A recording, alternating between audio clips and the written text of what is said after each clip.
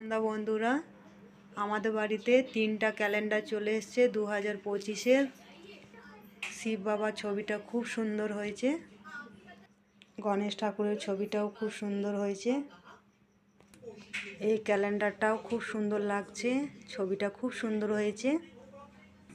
পুচকু সোনাটাকে খুব কিউট লাগছে দেখতে। বন্ধুরা, সন্ধ্যে টাইমে আমি বানাচ্ছি বাঁধাকপির পকোড়া। সকালে বাঁধাকপি তরকারি করেছিলাম, তো অনেকগুলো সেদ্ধ করেছিলাম বাঁধাকপি, সেটা দিয়ে এখন পকোড়া বানাবো। তেলটা গরম হয়ে গেছে, পকোড়াগুলোকে তেলের মধ্যে দিয়ে দিয়েছি। পকোড়াগুলো ভাজা হয়ে গেছে, বের করে নেব।